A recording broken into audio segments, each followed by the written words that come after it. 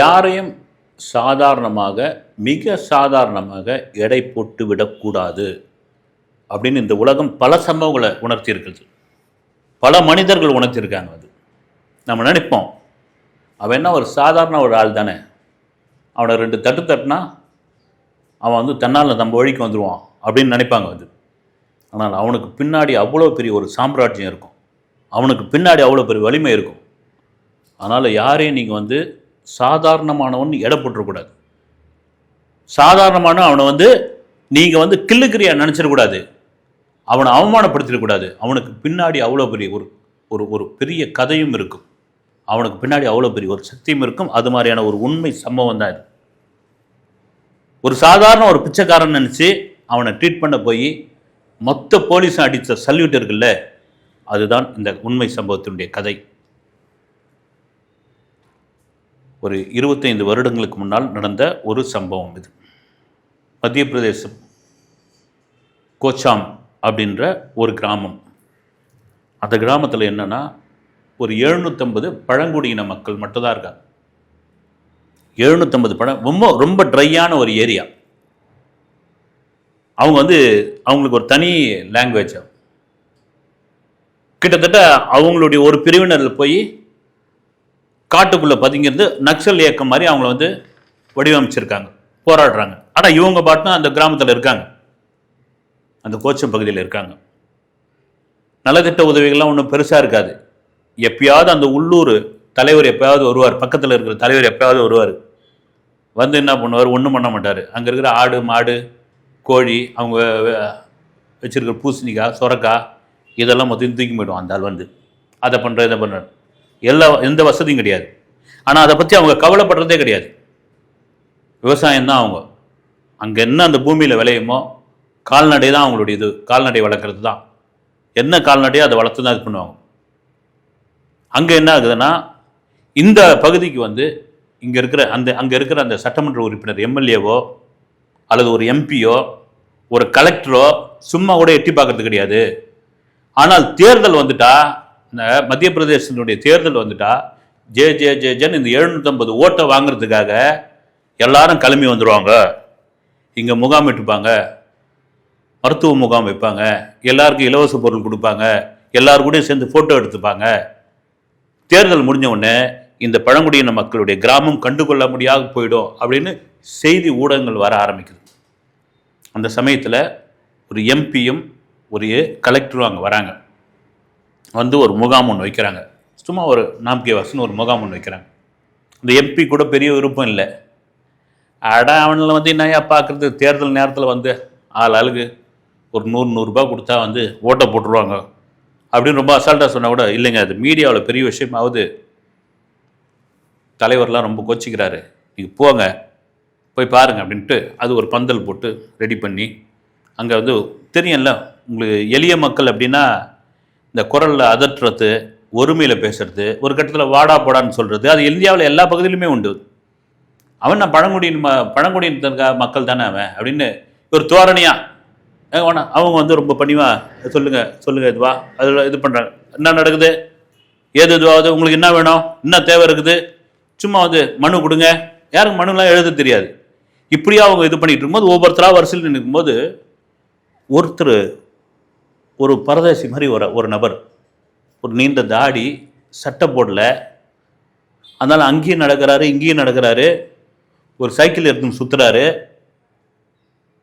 இந்த எம்பியும் அந்த கலெக்டரும் அதை பார்த்துக்கிட்டே இருக்கிறாங்க. அது என்னடா அது ஒட்டுமொத்தமாக வந்து எல்லாரும் கை கட்டி நிற்கிறாங்க. இவங்க பூரா இந்த அடிமை பெண்ணில் வர எம்ஜிஆர் மாதிரி இவங்கெல்லாம் வந்து இந்த வில்லன்லாம் வந்து உட்காந்துருக்க மாதிரி இவங்க எல்லாம் அடிமைகள் மாதிரி உட்காந்துட்டு இருக்காங்க. எவனோ ஒருத்தன் நம்மளை மதிக்காமல் ஒரு கிழமை அங்கேயும் போகிறான் இங்கேயும் போகிறான் வரான். இந்த கூட்டத்துலேருந்தே ஒரு வித்தியாசமாக இருக்கிறான், ஆளே பார்க்கறதுக்கு பிச்சைக்கார மாதிரி இருக்கிறான். என்னன்ட்டு சின்ன விசாரிக்கலன்னா இவங்க ஏதோ பதில் சொல்லிக்கிட்டே இருக்கிறாங்க. இதை கவனிச்சுக்கிட்டே இருக்கிறாங்க. கவனிச்சுட்டு இருந்து பக்கத்தில் இந்த போலீஸ் அதிகாரியை கூப்பிட்றாரு எம்பி.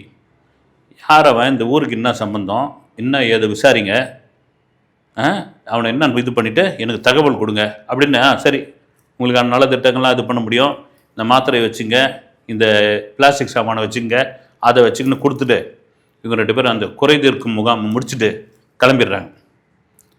கிளம்பிட்ட உடனே இந்த நபர் அவர் என்ன பண்ணுறாரு, அங்கே போகிறாரு, இங்கே வராரு, சில நேரம் காணாமல் போயிடுவார். திடீர்னு எப்போவுமே வராத போலீஸ் அதிகாரி வந்து அந்த பக்கத்து ஸ்டேஷன்லேருந்து வராங்க. அன்றைக்கி எம்பியும் கலெக்டரும் வந்தப்போ ஒரு பரதேசி மாதிரி ஒருத்தர் சுற்றிக்கிட்டு இருந்தானே, எங்கே அவர் எங்கே இருப்பார், யாராக இருப்பான்னு தெரியுங்க. திடீர்னு வருவார். யார் அவர்? ஒரு 22 வருஷமாக இங்கே இருக்கிறாரு. 22 வருஷமாவா? அவருக்கு அடையாள அட்டை இருக்குதா? அவருக்கு ஓட்டுரிமை இருக்குதா? இதெல்லாம் கேட்குறாங்க. எங்களை அதெல்லாம் தெரியாதுங்க. இங்கே திடீர்னு மரக்கன்று நடுவார், எங்களாம் கூட சேர்ந்து விவசாயம் பண்ணுவார், நாங்கள் கொடுக்குறத சாப்பிடுவார். அவருக்கு ஒரு சின்ன குடிசை போட்டு வச்சுக்குது, அதில் கொஞ்சம் நேரம் இருப்பார். இல்லைன்னா அந்த மலைக்கு போய் உக்காந்துன்னு அவர் வந்து அந்த மலையை பார்த்துக்கிட்டு உட்காந்துருப்பார். சரி ஆள் வந்தால் ஸ்டேஷனுக்கு வர சொல்லுங்கள், இன்ஸ்பெக்டர் பார்க்கணுன்னு சொன்னார், இமீடியட்டாக வர சொல்லணும், வரலன்னா அவ்வளோதான் அப்படின்ட்டு சொல்லிவிட்டு மிரட்டிட்டு போனோன்னு இந்த ஜனம் பூரா மிரண்டு போய் அவர் எப்போ வருவாருன்னு பார்த்துக்கிட்டு இருக்காங்க. ஏன்னா பயம், என்னடா அது இவங்க ஒன்றுக்குள்ளே ஒன்று பேசிக்கிறாங்க. 22 வருஷமாக இருக்காரு, இவரை போலீஸ் தேடியே வரல. ஒருவேளை இப்போ வந்திருக்குதுன்னா இவர் ஏதாவது வந்து நக்சல் இயக்கத்தோட சம்மந்தம் உள்ள ஒரு ஆளா, இவர் ஏதாவது ஒரு தீவிரவாதியா, இப்படியா பேசுகிறாங்க. அதுக்கு நான் அப்போவே அந்த கழவனை சேர்க்காதன்னு சொன்னேன், நீ சேர்த்த பற்றியா அப்படின்னு இன்னொருத்தர் திட்டுக்கிறாங்க. அவர் வந்ததுலேருந்து நல்லது தானே பண்ணிகிட்ருக்காரு, அவர் நமக்கு உதவி தானே பண்ணிகிட்ருக்காரு. அவர் என்ன காசு பணமாக சம்பாதிக்கிறாருங்க, நம்மளா சேர்ந்து தானே இங்கே வந்து இது பண்ணுறாரு. ஒன்றும் கேட்டால் நம்ம எப்படி விவசாயம் பண்ணுன்னு அவர் தானே கற்றுக் கொடுத்தாரு.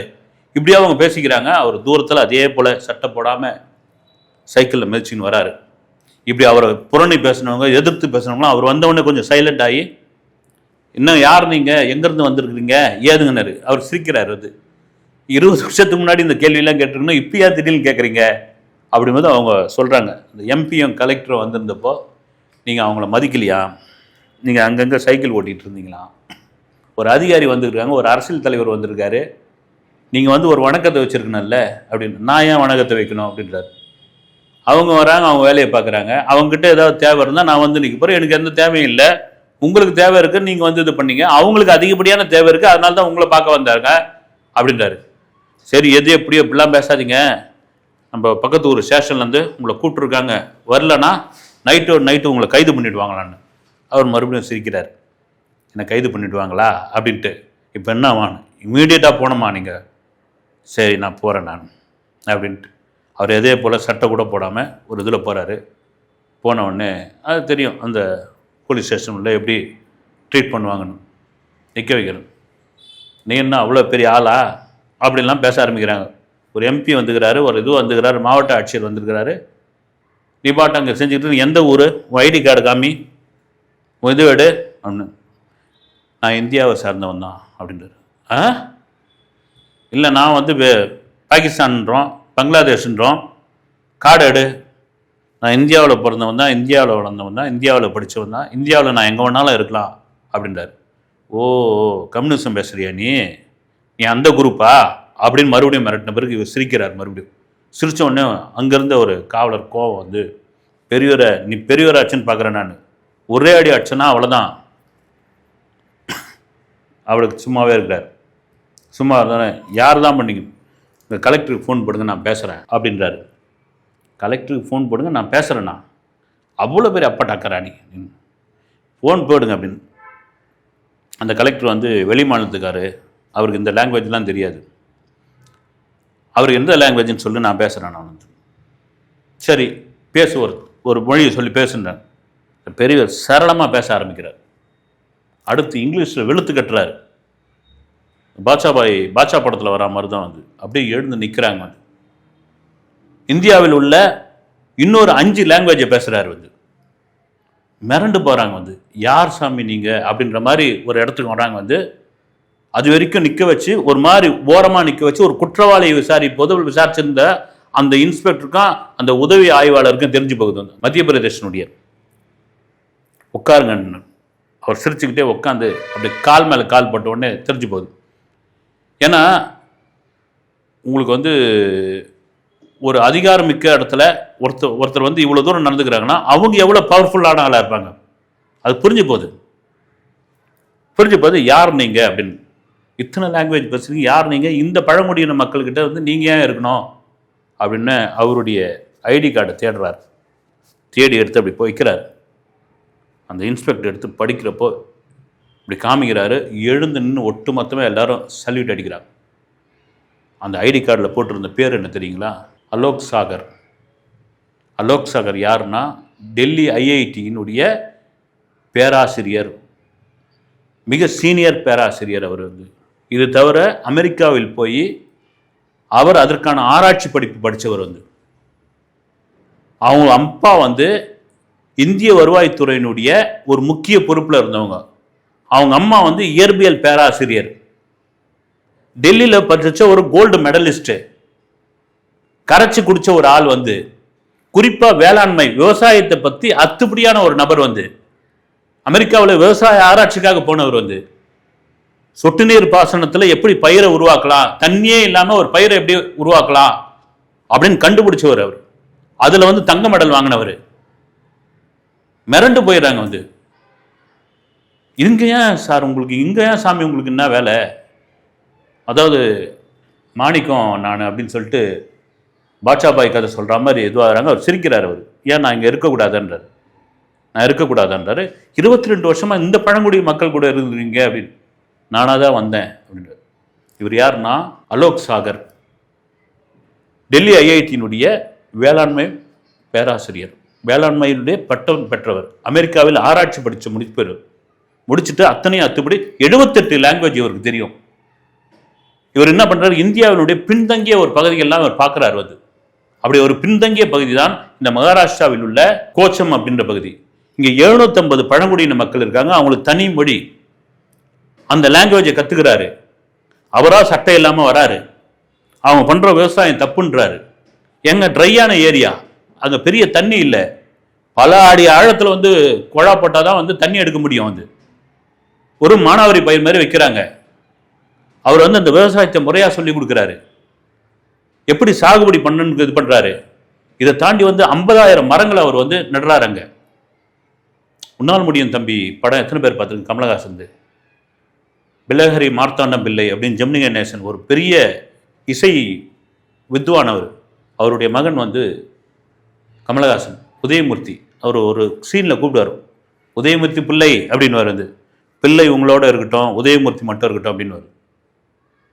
மகனுக்கு வந்து சமூக தொண்டு, குறிப்பாக வந்து ஏழைங்கிட்ட இருக்கணும். நம்ம சங்கீதத்தால் ஒன்றும் கிடையாது வந்து. ஏன்னா அவங்க அப்பாவும் படம் பார்த்துருப்பீங்க, ஜெமினி கணேசனும் கமலஹாசனும் ஒரு கச்சேரி முடிச்சுட்டு வந்துடுவாங்க. ஒரு கரண்ட் கம்பத்துலேருந்து ஒரு ஒயர்மேன் விழுந்து ரொம்ப ஆபத்தான நிலைமையில் இருப்பார். அப்போ வந்து கேட்பாங்க, ஐயா டவுன் ஆஸ்பத்திரிக்கு போன அந்த காரை கொஞ்சம் கொடுங்கன்னு. அவங்க அப்பா அதெல்லாம் ஏற்ற மாட்டார். கச்சேரிக்கு நேரம் ஆச்சுன்னா கமலஹாசன் துடிப்பார், ஒரு உயிர்ப்பா, கச்சேரி கூட அப்புறமா பார்த்துக்கலாம், ஒரு உயிர் அப்படின்னா, டே கச்சேரி தானே முக்கியம், அவனுக்கு போனன்னு விதி இருந்தால் போயிடும் அப்படின் போது அவர் ரீவைண்ட் ஆகினே இருக்கும். அது கமலஹாசனுக்கு அங்கே கச்சேரியே பண்ண முடியாது. அவங்க அப்பா கிட்ட வந்து தர்க்கம் பண்ணுவார், வந்து பண்ணிட்டு வெளியே வந்துடுவார். வெளியே வந்து சாதாரண விளிம்பு நிலை மக்கள் கூட இருப்பார். ஒரு சங்கீத சாஸ்திரம் தெரிஞ்ச ஒரு நபர் விளிம்பு நிலை மக்கள் கூட இருப்பார். அந்த மக்களை மாற்றுவார். குறிப்பாக அங்கே வந்து ஒரு பெரியவர் வந்து மரக்கண்ணை நட்டுக்கிட்டே இருப்பார். வாழ்நாள் முழுக்க மரக்கண்ணை நட்டுக்கிட்டே இருப்பார். இவரும் போய் கூட போய் சேர்ந்து நடுவார் அந்த மடத்தை. அப்படியாப்பட்ட ஒரு நபர் தான் இந்த அலோக். இவருடைய அந்த பேக்ரவுண்டை கேட்டு வியப்பாயிடுது. அடுத்த ஒரு மணி நேரத்தில் தகவல் போகுது, கலெக்டர் வராரு, பெரிய சல்யூட் அடிக்கிறாரு. எப்படியாப்பட்ட பொறுப்பில் இருந்தீங்கன்றாங்க. இது யாருக்கும் வெளி உலகு சொல்லாருந்தீங்க, ஆனால் வெளியே தெரியுது. அந்த கிராம மக்கள், பழங்குடியின் மக்களுக்கு அதிசயம் ஆயிடுது. வந்து எவ்வளோ பெரிய உயரத்தில் இந்த ஒரு அவர் போய் அமெரிக்காவில் போயிருந்தா அத்தனை அவ்வளோ $1,00,000 அவருக்கு சம்பளம். இந்தியாவினுடைய அவ்வளோ பெரிய பதவிகள் அவருக்கு வந்து காத்துக்கிட்டு இருக்கு.